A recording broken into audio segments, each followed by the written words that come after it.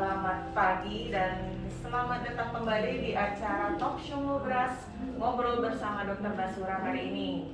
Jadi hari ini kita akan membicarakan tentang bagaimana pelayanan di poligigi di Puskesmas Basuki Rahmat. Sudah bersama dengan saya di sini Dr. Gigi Priwasari lagi yang cantik. Jadi beliau ini adalah salah satu dokter gigi yang melayani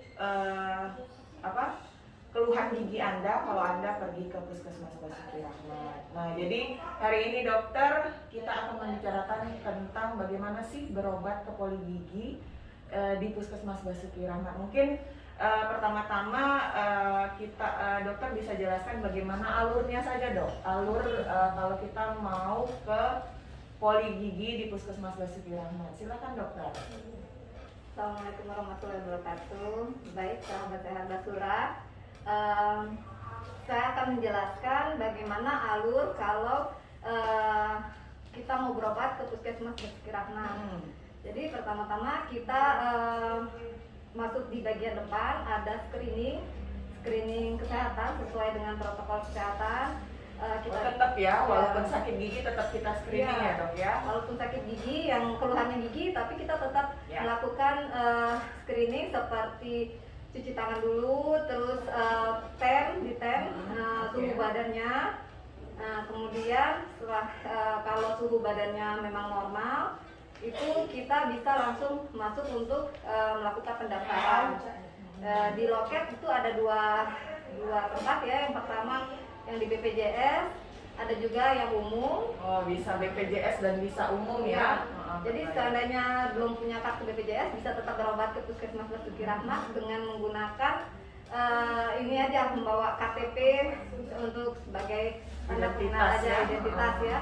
Nah, kemudian daftar di bawah, baru nanti diambil rekam medisnya dan nanti dipanggil di ruangan poligigi. Oh gitu ya, jadi bisa BPJS, bisa umumnya berbayar, Dok?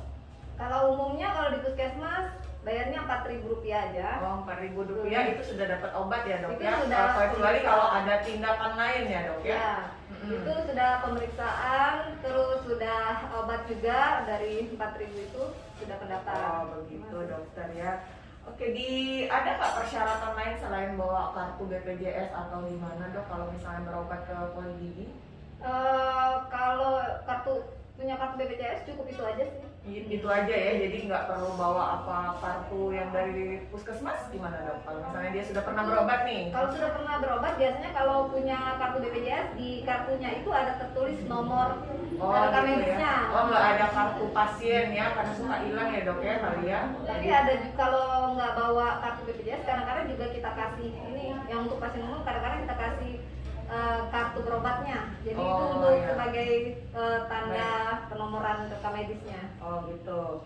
Terus kalau sudah di poligigi, pelayanan apa aja, Dok, yang bisa dilayani di sana, Dok? Pelayanan yang ada di poligigi itu sebenarnya ada beberapa ya. Kalau selama pandemi ini kita biasanya hanya yang darurat medik, itu seperti gigi sakit ya, gusinya bengkak, atau misalnya kecelakaan atau giginya patah atau apa, nanti bisa kita lakukan gitu. Tapi kalau sebelum pandemi itu kita melakukan pencabutan gigi, penambelan, bersihin kara gigi, scaling, itu kita semua tindakannya. Cuma untuk selama pandemi ini kita ada membatasi beberapa tindakan. Ya. Jadi memang di sini selama pandemi ini kita batasi tindakan untuk keamanan juga ya, Dok ya, keamanan dokternya, keamanan tenaga kesehatannya, juga keamanan pasien-pasiennya seperti itu. Cuma tidak menutup kemungkinan untuk konsultasi saja ya, Dok ya, tetap bisa. Tetap bisa. Karena memang keluhan gigi itu kan banyak, jadi kita tidak bisa mengatasinya sendiri di rumah. Kemudian kalau di poligiginya itu ada siapa saja yang melayaninya, Dok? Kalau di poligigi saat ini kita punya 2 dokter gigi, saya sendiri sama dokter Sri, kemudian ada 3 perawat gigi. Di situ standby setiap hari dari Senin sampai Sabtu. Semua ada STR ya, Dok? Ya, semua ada STR. Ya, sudah, jadi sudah terkualifikasi dari dari Ikatan Dokter Gigi dan Ikatan Perawat Gigi di Palembang begitu. Nah, terus kan kita ada beberapa pasien yang memang keluhan giginya tidak bisa diatasin di kita dan harus kita rujuk ya dok. Bagaimana sih mekanisme rujukan di poli gigi di puskesmas kita ini dok? Ada beberapa kasus yang tidak bisa ditangani di puskesmas, itu biasanya kita lakukan rujuk lanjut ya ke rumah sakit. Untuk rujuk lanjut itu kita cuma satu pilihan rumah sakit yang bisa kita rujuk itu rumah sakit gigi dan mulut yang berada di kilometer 5. Nah itu biasanya mekanismenya kita melakukan screening awal dulu, kemudian pemeriksaan. Setelah pemeriksaan baru kita dilihat diagnosanya apa, kemudian kalau memang itu ternyata tidak bisa ditangani di puskesmas, kita rujuk gitu. Rujuknya biasanya online kalau sekarang ini, jadi dimasukin di komputer dulu, dipilih vaskes rujukannya, kemudian pasien pulang membawa kertas rujukannya dan bisa langsung ke rumah sakit. Apa saja sih dok diagnosa yang biasanya kita rujuk ke rumah sakit ya dok ya ini ya, ke rumah sakit gigi atau poli gigi di rumah sakit gitu? Biasanya tindakan-tindakan yang kita rujuk itu, misalnya gigi berlubang itu sudah sangat dalam, jadi membutuhkan perawatan ke spesialis. Itu kita rujuk diagnosanya pulpitis atau giginya sudah mati, jadi lubangnya sudah sangat dalam dan kena ke sarafnya. Nah itu juga kita rujuk. Ya, seperti itu sih biasanya. Itu ya, yang pokoknya yang udah memang di vaskes pertama itu tidak bisa diatasi ya dok ya, jadi kita rujuk. Nah kemudian orang-orang bertanya nih di puskesmas tenaga kesehatannya untuk melayani gigi itu pakai APD nggak dok? Oh pakai ya. Untuk keamanan gimana? Apa aja sih APD yang dipakai di puskesmas Basuki Rahmat ini? Kalau APD yang biasanya kita gunakan itu hazmat ya, terus kita juga pakai face shield, yang pasti kita pakai masker gitu, handscoon untuk pemeriksaan seperti itu. Tetap aja protokol kesehatan itu sebelum dan sesudah memeriksa tetap berjalan ya dok ya di sana? Iya, tetap. Iya, jadi dijamin aman ya dok ya, tetap ya walaupun untuk konsultasi saja begitu. Konsultasi juga sekarang kan kita ada akrilik ya dibatasin seperti itu, jadi gitu. untuk jaga jarak, untuk keamanan juga, keamanan pasiennya, keamanan dokternya juga. Ya, jadi di poli gigi itu 3M ya, memakai masker, mencuci tangan dan menjaga jarak itu tetap dilakukan di poli anak. Nah, ini juga biasanya jadi poli gigi maaf, jadi terus biasanya tuh kalau hamil tuh kan kebanyakan orang hamil tuh ada keluhan gigi dok. Apa aman nggak kalau hamil kita konsultasi ke poli gigi Basuki Rahmat? Insya Allah aman ya. Kalau walaupun dalam kondisi hamil, tetap kita harus berkonsultasi masalah gigi karena dikhawatirkan kalau dibiarkan masalah gigi akan semakin parah gitu. Jadi apalagi kalau ibu hamil itu biasanya banyak keluhan, misalnya seperti gusinya berdarah, giginya sakit, yang tadinya berlubang nggak sakit, pas hamil ternyata sakit. Benar dok, ya saya rata-rata seperti itu. Jadi perlu berkonsultasi juga datang aja ke poli gigi. Nanti kita akan menjelaskan bagaimana cara perawatan gigi yang baik dan benar selama kehamilan. Iya, tapi benar-benar aman ya dok ya, maksudnya apa dibor atau segala macam tuh ke dokter gigi nggak bahaya buat janin gitu? Kalau biasanya kalau selama kehamilan yang kita hindari itu biasanya pencabutan, tapi kalau penambalan itu masih nggak apa-apa sih. Pencabutan memang dihindari ya kalau karena pencabutan itu kan kita menggunakan obat anestesi. Oh iya, benar. Ada tindakannya.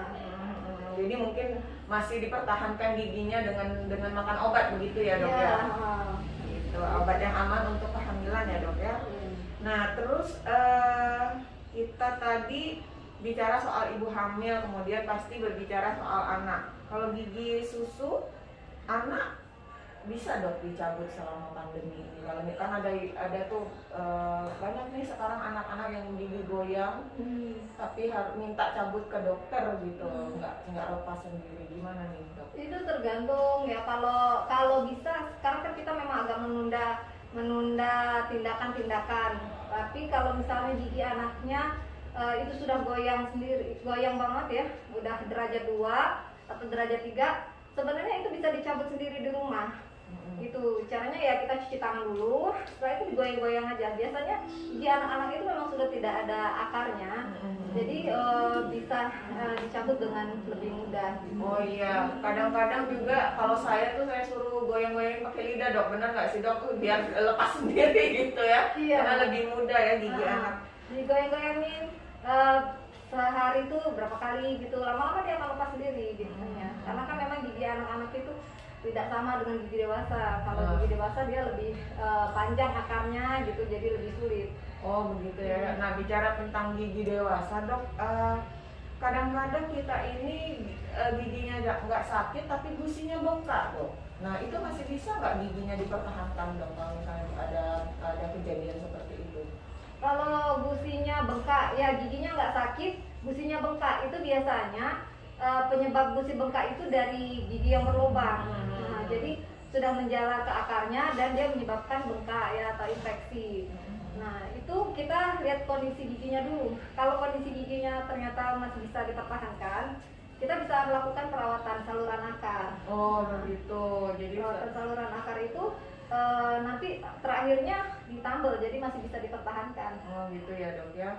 Nah terus bicara lagi tentang pelayanan di Poli Gigi, itu pelayanannya dari jam berapa sampai jam berapa? Apakah setiap hari dok bukanya dok di Poli Gigi Puskesmas Basuki Rahmat ini? Silakan dokter. Kalau di Puskesmas Basuki Rahmat kita setiap hari Senin sampai Sabtu. Pelayanannya dari jam 7:30 ya sampai jam 12 itu untuk perawatan biasa, tapi kalau darurat bisa sampai jam 2. Nah, terus untuk hari Jumat kita dari jam 8 sampai jam 11.30. Kalau hari Sabtu sampai setengah 1, 12.30. Itu juga tergantung kalau misalnya mau ada tindakan jangan mepet-mepet ya dok ya, mungkinnya datangnya jam 11:30 baru mendaftar, itu gimana dok? Itu Nggak bisa ya kalau misalnya darurat aja ya, kalau memang sudah sakit benar, nah darurat masih bisa kita layani seperti itu. Mungkin sudah ada pertanyaan, apakah ada pertanyaan ya? Coba kita lihat dulu. Kita tunggu. Nah sembari menunggu pertanyaan, dokter, kalau misalnya kita tidak ada BPJS dok, terus rujukannya di mana dok? Rujukan gigi, apakah kita dirujuk dengan surat rujukan atau pakai resep dokter, kita pakai di mana dokter? kalau pasien umum biasanya kita bisa langsung ya, kalau ke rumah sakit itu bisa langsung tanpa rujukan. Atau kalau mau minta rujukan atau diagnosa dari kita, bisa kita tulis di resep aja. Gitu. Karena kalau untuk umum dia tidak online, sedangkan kalau untuk BPJS dia online langsung ke rumah sakit, masuk datanya. Oh jadi mungkin dituliskan saja keluhannya, diagnosa terakhir dari dokter gigi sini. Mungkin ada pertanyaan ini, terima kasih. Wah banyak juga ini, sudah ada 3 pertanyaan dokter dari Instagram Handoyo Triyono. Nah bagaimana kalau nggak punya kartu BPJS? Nah mungkin dijelaskan lagi dokter, kalau nggak punya kartu BPJS gimana? Kalau tidak punya kartu BPJS, seperti yang saya jelaskan tadi, tetap bisa berobat ke puskesmas. Itu pendaftarannya melalui pendaftaran umum. Jadi biayanya Rp4.000 dan nanti langsung itu termasuk daftar dan termasuk obat. Iya benar. Nah selain itu juga kalau memang bapak mau pakai kartu BPJS, bisa loh BPJS sebenarnya daftar sendiri ya, tanpa harus, karena BPJS itu untuk seluruh masyarakat Indonesia, bukan hanya untuk yang menengah ke bawah. Jadi kalau memang bapak mau daftar BPJS, silakan ke kantor BPJS saja, kita masih bisa mulainya biasanya sih 3 minggu setelah pendaftaran kartunya sudah bisa dipakai. Nah kalau nggak ada, nggak menutup kemungkinan untuk Bapak datang ke puskesmas dan berbayar ya dokter ya, umum seperti itu. Kemudian ini dari Dian Bunda Rara. Ibu dokter mau tanya, gigi saya kan patah tapi nggak sampai akarnya, berbahaya kah dok kalau gigi sudah patah tapi masih ada tersisa akarnya, kira-kira kalau dicabut bisa nggak? Nah dokter, susah makan kita kalau gigi tinggal setengah ini.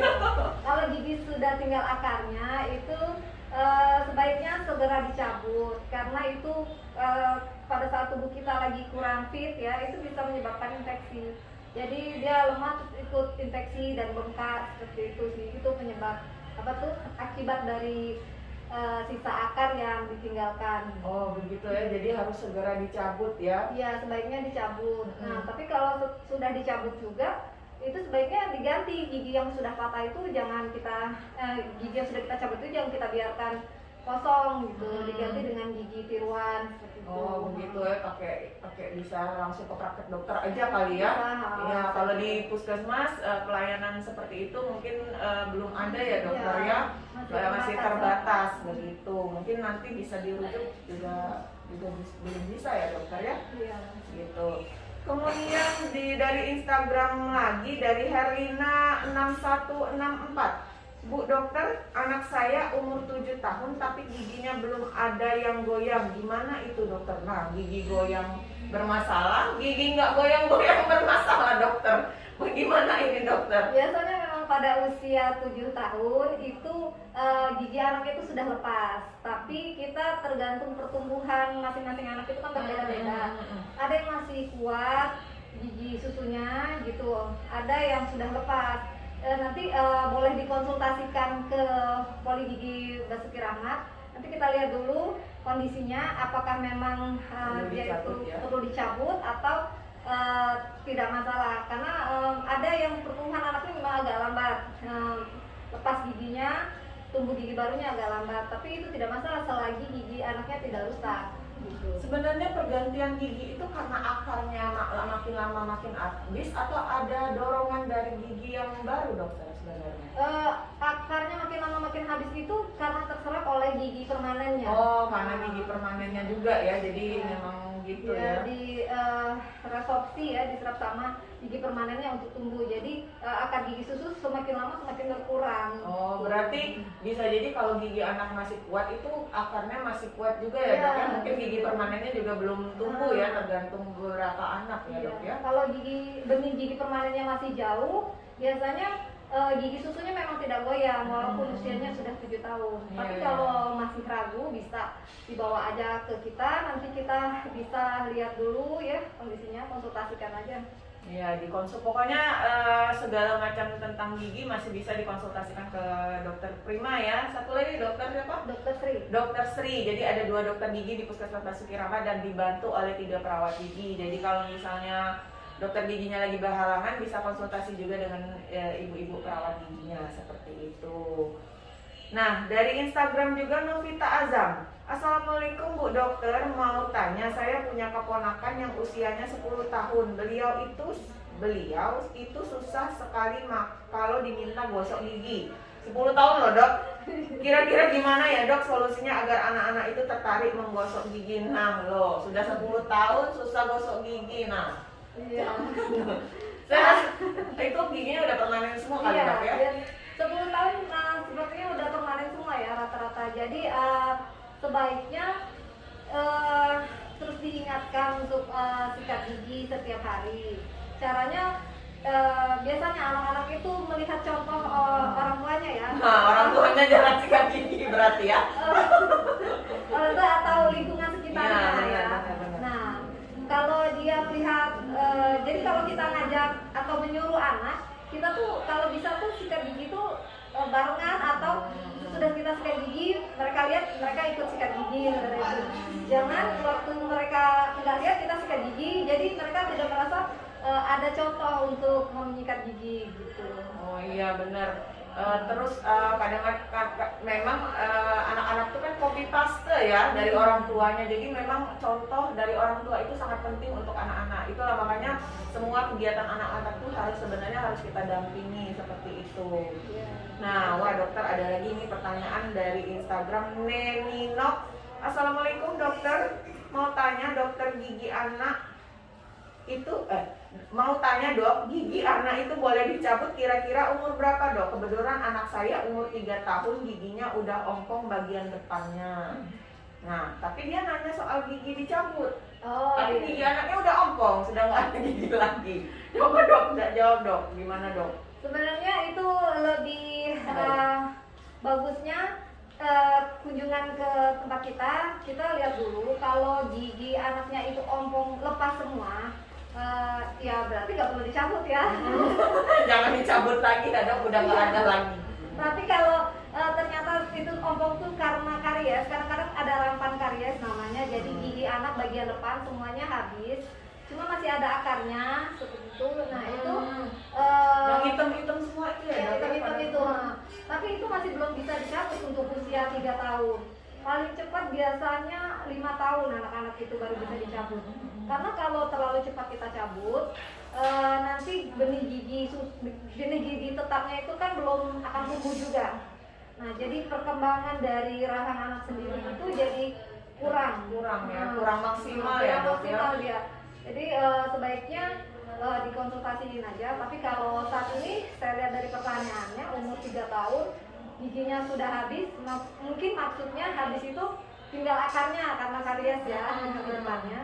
Itu sebaiknya itu aja tetap kita bersihkan walaupun masih ada akarnya gitu. Iya. Itu juga bisa menyebabkan gigi anak bengkak ya dok ya. Nggak ada gigi tapi bengkak gitu karena akarnya masih tertinggal. Itu bisa ya dok ya. Jadi tetap harus dirawat seperti itu ya. Mungkin dimaksimalkannya lagi gosok giginya ya dok. Iya benar. Jadi kurang lebih umur 5 tahun, tapi tergantung juga kondisinya. Boleh datang aja untuk konsultasi sama kita. Nah ini ada nyambung, ternyata gigi depannya itu sudah lepas tapi masih ada sisa dikit dok bagian depannya. Itu kapan dok bisa dicabut? Anak saya umur 3 tahun. Nah itu benar nyambung pertanyaannya dok. Ya ternyata masih ada tuh akar-akarnya. Memang benar. Iya. Masih ada akar-akarnya. Ya itu biasanya umur 5 tahun sih baru bisa. Tapi kita lihat dulu kondisinya. Kalau misalnya umur 4 tahun ternyata benih gigi tetapnya sudah mau keluar, itu nggak apa-apa. Gitu. Jadi bisa kita lihat benih gigi susunya, gigi permanennya itu tumbuh apa belum. Itu dari businya. Kalau businya agak ada putih-putih, agak bengkak sedikit. Bengkaknya bukannya warna merah ya. Tapi kalau warna merah kan itu radang. Tapi kalau dia putih biasanya itu benih gigi tetap yang mau keluar. Oh gitu. Kalau anak 3 tahun sampai 5 tahun itu dicabut gigi tetap disuntik dok. Kalau misalnya nggak goyang giginya seperti yang tadi ibunya ini tadi kan dia mau siapa tahu sudah ada benih gigi tapi mau dicabut gitu. Biasanya sih kalau umurnya 3 tahun atau sampai 5 tahun itu belum perlu ya di anestesi atau disuntik. Yang pertama bisa menyebabkan anak-anak trauma kalau kita suntik karena masih terlalu kecil gitu ya. Jadi penyiksaan anak-anak itu di gigi kalau jadi misalnya anak-anak takut disuntik gitu ya ke dokter gigi. Terus yang kedua untuk usia segitu biasanya akar gigi anak tuh nggak terlalu panjang, jadi untuk pencabutannya lebih mudah. Oh Jadi, gitu, lebih mudah. disarankan untuk tidak menggunakan suntikan. Oh iya, lebih aman ya. Kadang-kadang anak-anak ini kan baru dengar mau disuntik aja udah takut. Mau masuk ke poli gigi aja tuh udah nangis-nangis kan dok ya bisa. Oke, ini dari Instagram lagi, Sari Sulaiman. Dok, anak saya umur 5 tahun, gigi depannya banyak yang hitam tapi sudah muncul gigi baru. Apakah boleh gigi susunya yang hitam itu dicabut? Nah, sama sepertinya. Iya, kalau ini kan usianya 5 tahun. Kalau 5 tahun biasanya sudah boleh karena tadi seperti yang dijelaskan di pertanyaan itu sepertinya sudah ada benih gigi tetapnya ya. Itu sebaiknya dicabut. Oke. Jadi boleh tuh ibu-ibu dicabut, jangan sampai nggak dicabut ya kalau yang sudah nanti bertumpuk ya dok. Iya, Istilahnya dulu tengkean gitu. Kalau kalau dulu sebutan wong Palembang itu giginya bertingki-tingki, nah, gitu ya. Kalau nggak dicabut nanti gigi permanennya tumbuh tidak pada tempatnya. Benar, itu bahasa Indonesianya. Oke dokter, kemudian lagi dari Gracia Queen di Instagram, izin bertanya dokter, anak saya umur 14 tahun, gigi depannya pernah patah. Pernah patah sebagian, itu sebaiknya dijaket atau cukup dilaser atau cukup gimana dok? Nah ini dokter gigi kayaknya, dia ngerti itu dijaket atau dilaser, saya aja nggak ngerti dokter, gimana tuh dok? Di jaket atau di laser itu bedanya, kalau di jaket itu giginya dilakukan pengurangan di seluruh bagian giginya. Oh, dikecilin ya? Dikecilin, terus kita pasangin mahkotanya langsung diselubung kayak gitu di jaket ya. Tapi kalau di laser itu sama dengan ditambal, gitu, ditambal sinar. Jadi dengan bahan yang sewarna dengan gigi, kita rapikan bentuk gigi terus kita sinar. Itu sebenarnya tergantung juga besar patahan dari giginya ya. Kalau memang patahan giginya itu seperempat gigi, itu Dikit masih, ya, masih kalau bisa. masih dikit masih bisa digunakan untuk ditambal ya di laser seperti yang dibilang tadi. Tapi kalau dia sudah cukup besar, lebih dari separuh gigi, saya sarankan di jaket gitu. Karena kalau di laser dia tidak Cuma kuat. kalau makan kemplang juga kan pengalaman itu. Kekuatannya tuh Pengalaman beda. dok. Iya kan, soalnya apalagi kalau gigi yang patah itu gigi depan ya dok ya, yang fungsinya untuk mengoyak-ngoyak kan agak susah kalau kita itu. Gigi depan itu kan untuk menggigit. Jadi kalau kita cuma tambal aja, sedangkan tambalannya itu lebih besar dari sisa gigi yang tertinggal, itu pasti lepas lagi. Iya, Nggak akan lepas bertahan lagi. lama itu. Nanti bolak-balik dia ketemu dokter primer. Sebaiknya di jaket kalau Iya. kalau memang mau yang lebih permanen ya, lebih kuat gitu. Oke dokter, wah banyak sekali ini. Dari Tina Dika Andi di Instagram, dokter gigi anak saya ini gampang berlubang dan berplak dan berbau, napasnya, mulutnya, apa penyebabnya ya dok? Mohon penjelasan. Nah, bau gigi anak tuh berbau dok, apa sih penyebabnya?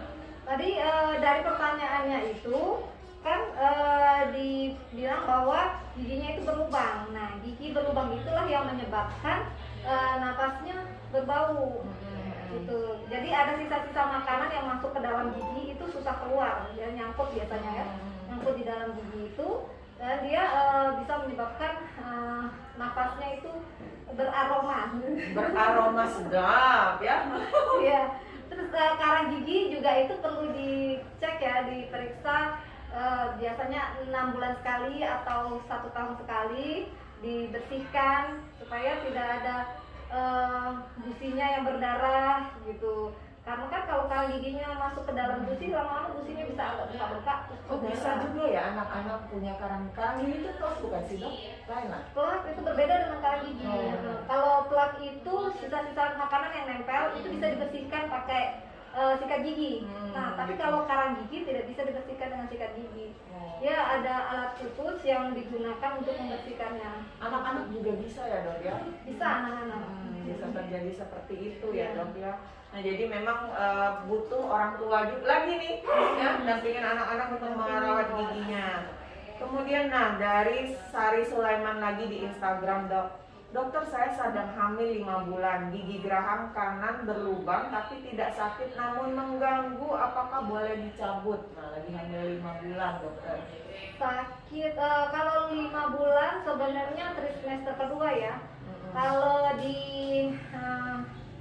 biasanya untuk semester kedua itu boleh dilakukan pencabutan, tapi sebaiknya ditunda. Karena kalau bisa ditunda sampai selesai kehamilannya, jadi udah melahirkan baru dicabut. Untuk menjaga-jaga supaya tidak terjadi Iya. hal-hal yang tidak kita Takutnya inginkan ada ya. komplikasi ya pasca pencabutan, itu yang kita khawatirkan. Jadi saran saya ditambal dulu, bisa kita obatin dulu. Biasanya kalau untuk sakit itu dia, kecuali dia patah itu mungkin nggak bisa lagi ya. Tapi kalau dia sakitnya itu karena giginya berlubang, itu masih bisa dikasih obat di dalam giginya. Ya benar. Untuk itu untuk Iya. mengurangi sakit. Ya, saya juga pernah dok seperti itu, obat makan salah ya. Iya. Jadi jadi kemarin itu bolak-balik ke dokter waktu hamil tuh karena gigi berlubang sakit, tapi memang tidak mengganggu. Jadi memang dimasukin obat lewat gigi, baru pas habis melahirkan baru gigi saya itu dicabut kemarin. Nah, gitu ya kira-kira Iya. ya dokter ya. Kemudian dari Yunisce, dokter bagaimana cara gigi anak saya supaya tidak mudah berlubang? Nah ini dokter, gimana dokter? Mau nyalahin orang tuanya atau anaknya ini dokter? Giginya berlubang gitu. Tapi kalau ada pertanyaan seperti itu, artinya orang tuanya perhatian ya sama anaknya. Anaknya kepengen, orang tuanya pengen udah anaknya berulang-ulang ya. Ya, yang pasti sikat gigi secara teratur ya. Anaknya 2 kali, minimal 2 kali dalam 1 hari. Kalau misalnya anaknya memang mau 3 kali lebih bagus ya. Tapi minimal kalau yang disarankan itu 2 kali sehari sikat giginya. Kemudian banyak makan makanan yang berkalsium tinggi seperti susu atau ikan ya, itu banyak kalsiumnya. Banyak makan buah-buah juga bagus untuk menjaga kesehatan giginya. Benar nggak dok, sikat gigi malam itu lebih penting sebenarnya daripada sikat gigi yang pas mandi pagi dan mandi sore itu? Iya benar. Sikat gigi malam itu yang paling utama kalau menurut saya ya, karena waktu malam hari itu kan air liur kita ini kan mengendap lama, berapa jam gitu ya. Benar. Nah, terus kalau masih ada sisa makanan, Apalagi kalau nggak ngiler ya dok, di dalam di dalam ada mengendap. Jadi kalau ada sisa makanan, dia akan merusak struktur gigi kita. Jadi bakterinya itu bisa membuat email gigi itu menjadi terkikis gitu. Terus bisa juga menyebabkan plaque.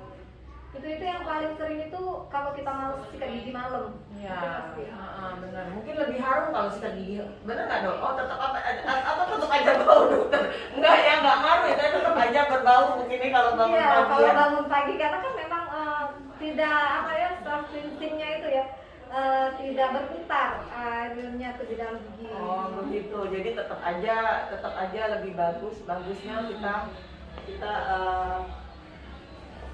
sikat gigi malam. Oke, wah banyak sekali dokter ini kayaknya mau dapat giveaway semua ini. Mana ya? Oh ya, ini ada satu. Oh ini kelebihan. Oke, dari Emma dokter di Instagram, dokter boleh nggak kalau anak usia 7 tahun dibersihkan karang giginya? Nah, ngulang lagi nih pertanyaan tadi. Ada karang gigi anak usia 7 tahun. Nggak sakit tuh loh kalau dibersihkan kalau karang gigi dok? Kalau karang gigi itu kan nempel ya di gigi, ada juga yang sedikit di gusi kayak gitu.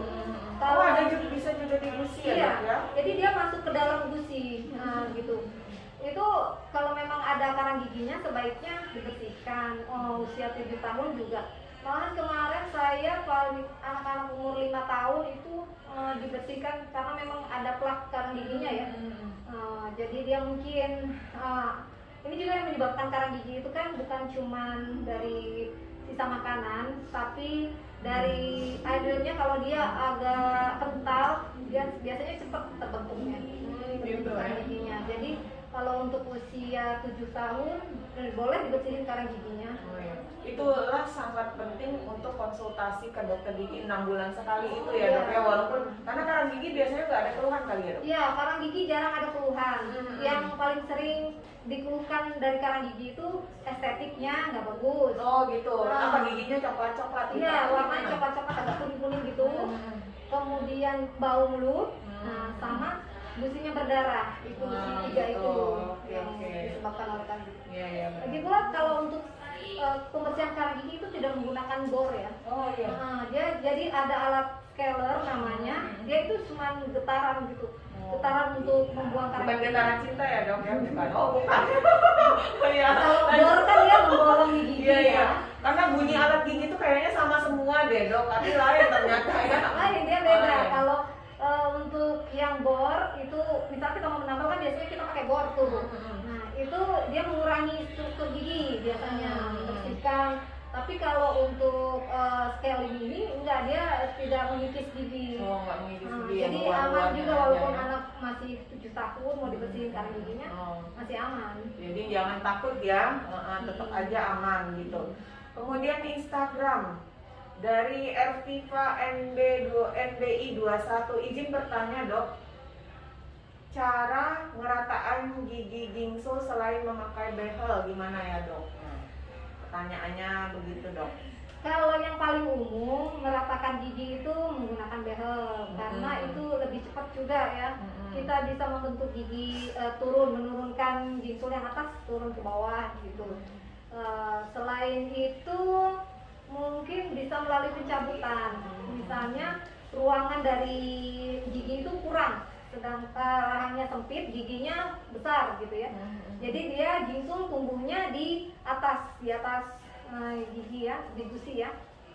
Untuk turun bisa kita lakukan pencabutan, dia akan turun dengan sendirinya, tapi itu lama, yang pertama lama, terus kadang tidak sesuai dengan yang kita harapkan. Gitu. Jadi kita berharapnya dia turun rapi, ternyata enggak, dia turun belum geser juga, jadi masih tetap walaupun dia turun dia nggak rapi gitu. Umur berapa dok kira-kira pakai behel itu yang lebih aman dan lebih efektif? Kalau ada gigi tidak rata. Kalau saran saya sih umur 12 sampai 13 tahun. Ya, karena kalau umur 12 itu semua gigi susu udah berganti menjadi gigi permanen. Gitu ya. Jadi kita perkembangan rahangnya juga udah maksimal, biasanya umur segitu udah bisa dipasangin kalung. Bisa. Kalau di bawah 12 tahun itu kurang ya dok? Kurang kalau maksimal nanti ya dok? Kalau di bawah 12 tahun itu giginya masih gigi bercampur biasanya. Kalau masih gigi bercampur itu kita agak lama ya nunggu gigi barunya tumbuh dulu. Gitu. Gitu. Oke. Ya lebih baik berarti kalau sudah permanen semua gitu ya. Iya, permanen semua jadi lebih pas waktunya. Gitu. Oke. Nah, lagi dokter ya, kita lanjut pertanyaan-pertanyaan lain. Dok, bahaya nggak dok kalau gigi saya divinir? Umur saya 36 tahun dok, ini dari Ice lagi dokter. Dia mau divinir dokter, mungkin bentar lagi dia ini datang ke praktek dokter deh, mau divinir sekarang dokter. Vinir itu sebenarnya pengurangan gigi ya, pengurangan gigi depan di bagian depan aja. Itu beda dengan jaket tadi saya sudah jelaskan jaket. Kalau jaket depannya aja. Kalau jaket keseluruhan giginya itu dikurangi, kecilin, baru dipasangin mahkota. Nah kalau ini sebenarnya mahkota, tapi hanya di bagian depan, hanya di bagian depan. Kalau apa tuh katanya bahaya nggak? Bahaya nggak dok? Kalau bahaya sih tidak, asal dilakukan dengan orang yang tepat ya, maksudnya tenaga kesehatan yang tepat. Jadi yang memang berkompeten untuk melakukan vinir gitu. Tapi jangan itu juga jangan asal-asal ke mana gitu, lihat iklan-iklan, kadang tuh kan tertarik iklan, pasang di situ aja murah gitu. Nah, karena vinir itu juga ada macam-macam. Itu merusak gigi nggak dok? Mengurangi gigi kan? Iya, ya pasti dia mengurangi email gigi. Jadi sebenarnya vinir itu sendiri itu disarankan untuk yang memang sudah karies giginya. Sudah karies atau yang warna giginya berubah ya gitu. Nah, ada beberapa orang yang karena efek antibiotik biasanya warna giginya berubah agak ke abu-abuan atau kecoklatan ya. Nah itu divinir untuk memperbaiki estetik gigi gitu. Tapi ya itu tadi seperti saya jelaskan, prosedurnya dikurangi dulu bagian depan gigi, kemudian kita pasang vinir gitu. Vinirnya itu bisa pilih warnanya, biasanya mau yang putih banget atau putihnya natural, seperti itu, ada macam-macam sih. Bahannya pun juga ada macam-macam. Termasuk vinir itu yang banikit itu ya dok ya? Gigi kelinci yang cuma di depan aja putih gitu. Nah, itu bisa dibentuk karena misal kita pengen gigi kita agak panjang bagian depan ya, yang sekarang agak lagi panjang. Lagi tren kan yang baru. Saya mundur-mundurin gigi, orang-orang maju-majuin gigi. Bukan majuin, maksudnya agak dipanjangin. Iya, kayak gitu ya. Kayak gigi kelinci. Ya kayak gigi kelinci itu bisa dibentuk seperti itu. Ini memang fungsinya seperti itu. Cuman lebih disarankan untuk yang giginya bermasalah, seperti sudah ada bekas tambalan gitu, atau memang karies, atau dia perubahan warna pada gigi gitu. Cuman kalau yang giginya bagus sayang ya. Sayang. Syukuri aja yang dikasih Allah. Syukuri apa loh, jadi udah. Pokoknya intinya kalau ke dokter gigi itu sebenarnya konsultasi dulu ya, jangan asal, "Mbak dok, ini dong dok, tolong ini dong. Ada kriterianya Ada kalau kriteria. Jadi turutilah saran dokter gigi ya, jangan turuti saran sosialita yang lain. Dari Iki Ferdiansa, dokter apa beda veneer dan bleaching ya, dan mana yang lebih direkomendasikan? Veneer dan bleaching dok. Nah beda lagi apa gimana dok ini? Veneer dan bleaching itu beda. Kalau bleaching itu dia pengolesan bahan ke gigi untuk memutihkan gigi. Biasanya atas dan bawah langsung dikerjakan semuanya. Jadi seluruh gigi, hitungannya seluruh gigi ya. Nah, itu dia memang bisa memutihkan, tapi sifatnya sementara, tidak permanen. Warna yang ditimbulkan dari bleaching itu misalnya warnanya naik 2 atau 3 tingkat dari warna sebelumnya, itu bertahannya kurang lebih 6 bulan sampai 1 tahun. Jadi kalau bleaching itu jarang yang bertahan sampai 2-3 tahun. Kalau veneer itu pelapisan gigi. Jadi giginya dikurangin terus dipasangin kayak mahkota tiruan itu warnanya lebih tahan lama. Tahan bisa sampai 5 tahunan, 10 tahunan bisa itu. Memang tapi hitungannya per gigi. Jadi berapa gigi yang mau diperbaiki, misalnya 2 atau 3 gigi, seperti itu. Oh memang sama-sama bisa memutihkan gigi, tapi dua tindakan yang berbeda ya dok ya. Iya. Tindakannya berbeda. Satu itu mengurangi gigi terus pasang pekat, ditambah. Satunya lagi cuma gigi asli terus dikasih obat gitu ya untuk memutihkan. Sama kayak pewarnaan gigi, pewarnaan rambut ya. Nah, kalau pewarnaan rambut kan itu nggak bertahan lama juga. Oh, jadi bisa luntur Bisa luntur. berulang jadi bleaching ini ya dok ya. Bleaching itu sama dengan pewarnaan rambut lah, kurang lebihnya seperti itu. Gitu, yang lebih direkomendasikan atau tergantung kebutuhan dok? Tergantung kebutuhan, gitu. Kalau sebaiknya sih kalau misalnya tadi saya bilang kalau memang giginya ada rusak, itu sebaiknya di veneer.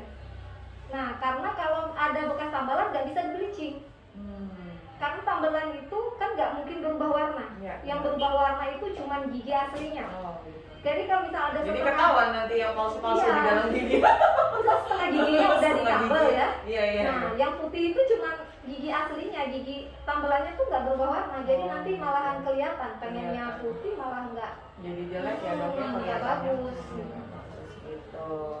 Udah ya Iki ya, nanti kalau memang belum jelas lagi konsultasiin lagi ke dokter Primasari. Nah ini kayaknya pertanyaan yang sana, bagaimana cara gigi anak supaya tidak mudah berlubang, dari M. Sofian dok di Facebook.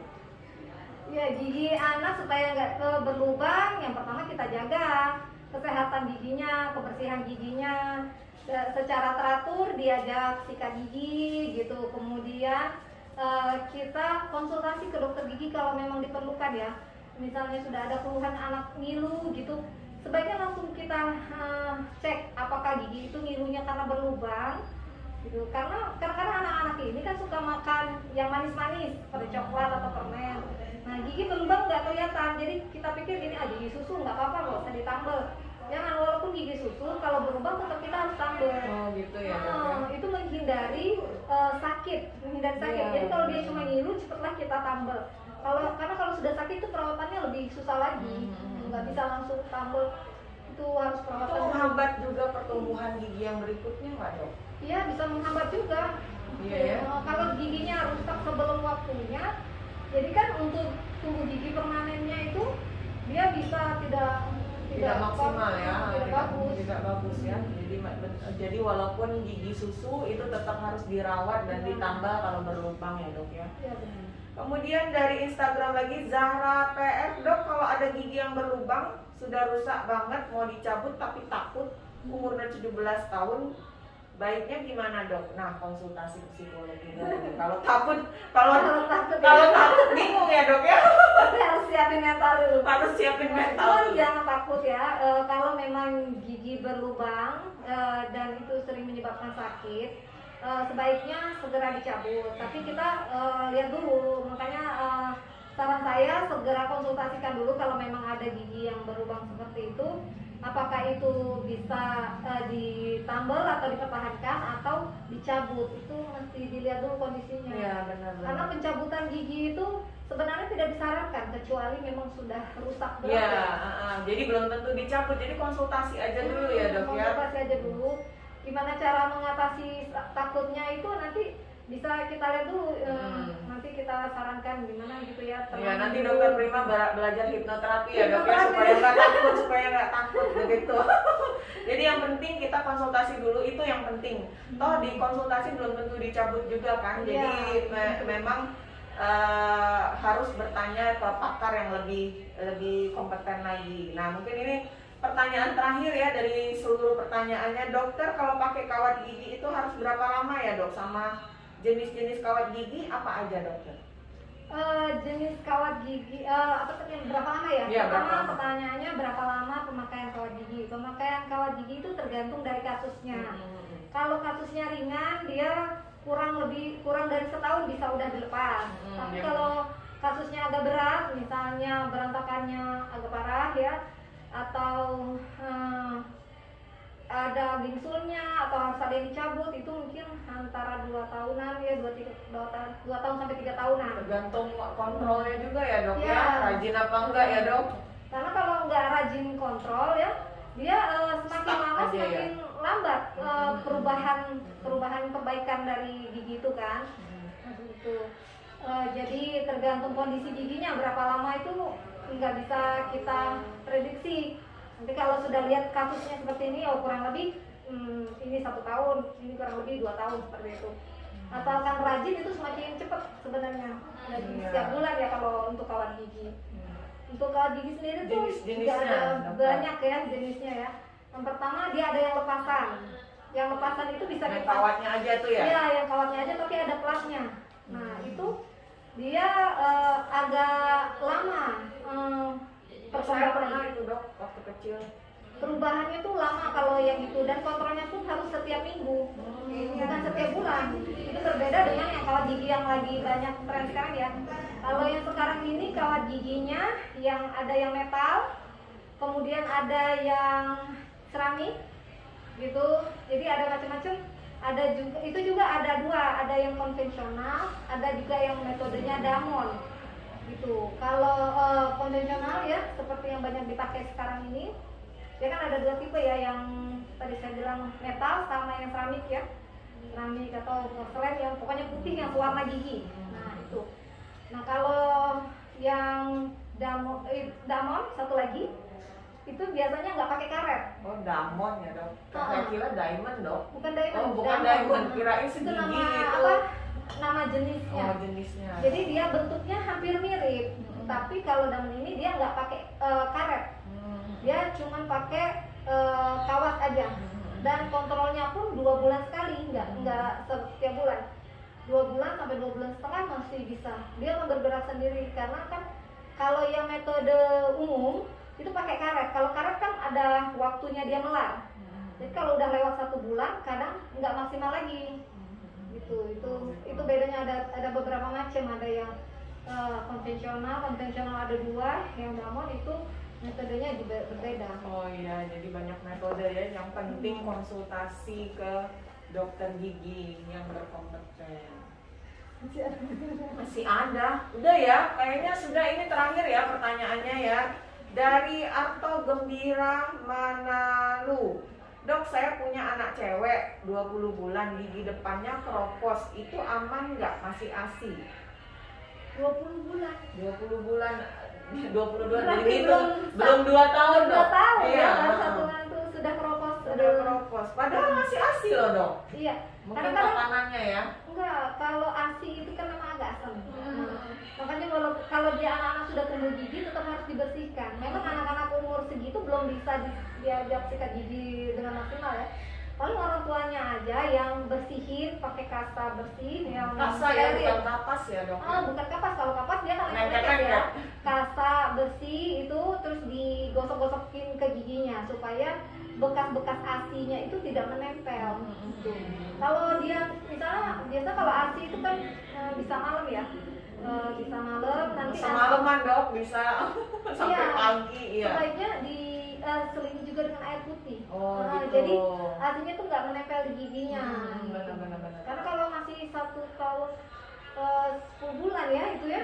Itu kayaknya terlalu kecil untuk kita perawatan untuk penambalan gigi itu masih terlalu kecil. Jadi balik-balik lagi ke orang tuanya harus telaten membersihkan gigi anak-anak yang Iya. balita ya, karena memang belum bisa diapa-apa itu, belum bisa. Diajak sikat gigi pun kadang-kadang anakku yang umur segitu belum bisa Suruh buka mulut aja susah ya dok ya? menggunakan odol itu sebaiknya jangan kalau masih terlalu kecil, Iya. takutnya tertelan kan ya. Jadi gunakan sikat gigi Air biasa. matang aja lah kali ya. Sikat gigi biasa kalau dia mau sikat gigi, tapi kalau dia agak susah dia sikat gigi, paling orang tuanya yang sedikit harus rajin ya bersihin sisa-sisa makanan atau sisa-sisa ASI yang menempel di gigi. Oh begitu, iya dokter. Nah jadi bapak ibu atau ibu nih atau Gembira Manado jadi sudah jelas ya. Jadi memang untuk anak-anak terutama balita itu pendampingan orang tua untuk kesehatan gigi itu sangat penting. Begitu. Ya kita cukupkan dulu ya. Karena sebenarnya hari ini kita membicarakan soal pelayanan poli gigi di Puskesmas Basuki Rahmat, tapi ujung-ujungnya pasti konsultasi ke dokter prima ini. Udah banyak sekali nih, puluhan lah dokter. Mungkin ini nanti kita kumpulin supaya nanti diundi ya, diundi untuk mendapatkan giveaway untuk minggu ini ya. Nanti habis acara ini kita undi. Kemudian jadi kesimpulannya, jadi di Puskesmas Basuki Rahmat ini masih bisa melayani konsultasi gigi. Tapi selama pandemi ini kita membatasi pelayanan tindakan untuk gigi ya. Tapi tidak menutup kemungkinan kalau masih ada gigi yang sakit boleh konsultasi dulu ke dokter Primasari atau dokter gigi Sri Budiarti di Puskesmas Basuki Rahmat. Alurnya sama seperti kemarin yang kita bicarakan di Poli Anak, tetap bisa membawa kartu BPJS atau kartu pasien ya. Untuk umum dan BPJS itu tetap dilayani. Kalau umum dia berbayar 4.000, selain kalau nanti ada tindakan lain juga bayar lagi. Kalau BPJS dari masuk sampai dapat obat itu tidak dipungut bayaran. Jadi kalau misalnya yang belum ada kartu BPJS, silahkan daftarkan diri aja langsung ke kantor BPJS. Nah, di Puskesmas Basuki Rahmat ini pelayanan yang dilakukan itu banyak macam ya. Bisa konsultasi dulu untuk pertama kali, untuk tindakan-tindakan selanjutnya tergantung dokter gigi yang ada, bisa dilakukan di situ atau bisa nanti kita rujuk itu juga. Kalau umum mungkin dikasih kopelan resep aja ya dok untuk keterangan supaya bisa dilanjutkan ke dokter gigi yang swasta atau ke rumah sakit yang lain. Kalau BPJS kita kasih rujukan sesuai dengan aplikasi online-nya seperti itu. Ya dokter, banyak sekali yang udah kita bicarakan hari ini ya. Sebenarnya kita bicarakan untuk mempromosikan Puskesmas Basuki Rahmat supaya bisa datang ke Puskesmas Basuki Rahmat, karena untuk berobat gigi, untuk berobat apa aja ke Puskesmas Basuki Rahmat itu aman, karena kita sudah menjalankan protokol kesehatan. Pasien-pasien yang tidak memakai masker, yang tidak mematuhi 3M itu tidak kami layani, mohon maaf. Di sini juga pelayanan juga sudah ada pembatasan pakai akrilik, kemudian ada jaga jaraknya, kemudian harus cuci tangan dan harus memakai masker. Itu saja dari kami berdua. Kita harapkan kita tetap sehat, tetap menjaga protokol kesehatan. Mudah-mudahan pandemi ini segera teratasi. Terima kasih, salam sehat, sahabat Basura. Assalamualaikum warahmatullahi wabarakatuh.